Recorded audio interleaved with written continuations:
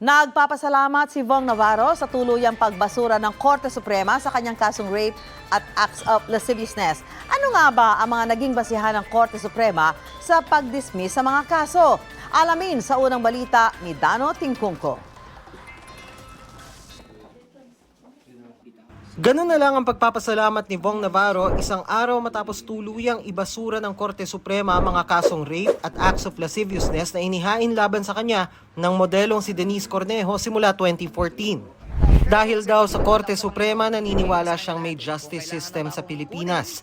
Nag-ugat ang kasong rape sa tatlong magkakaibang reklamong rape na inihain ni Cornejo sa Piskalya ng Taguig mula 2014 hanggang 2015. Lahat yan ibinasura noon ng Piskalya ng Taguig dahil sa lack of probable cause.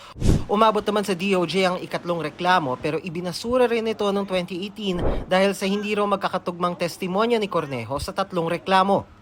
Pero inakyat ng kampo ni Cornejo ang usapin sa Court of Appeals o CA na nag-utos sa Piskalya ng Taguig na ihain ang dalawang kasong rape at acts of lasciviousness laban kay Navarro.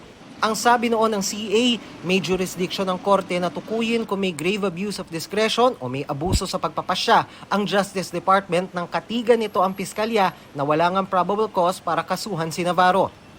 Pero sabi ngayon ng Korte Suprema, Piskalya talaga ang tumutukoy kung may mga batayan para kasuhan ng isang tao. Trabaho raw ito ng ehekutibo at hindi maaaring ipilit ng korte ang pag-usig sa isang taong hindi nakitaan ng Piskalya ng sapat na ebidensya para maisakdal.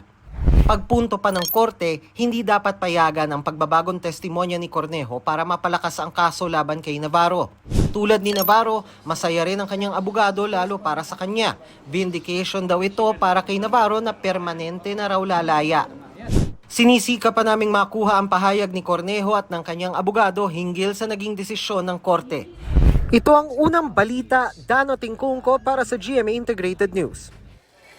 Kapuso, mauna ka sa mga balita. Panoorin ang unang balita sa unang hirit at iba pang award-winning newscasts sa youtube.com/GMA News. I-click lang ang subscribe button. Sa mga kapuso abroad, maaari kaming masubaybayan sa GMA Pinoy TV at www.gmanews.tv.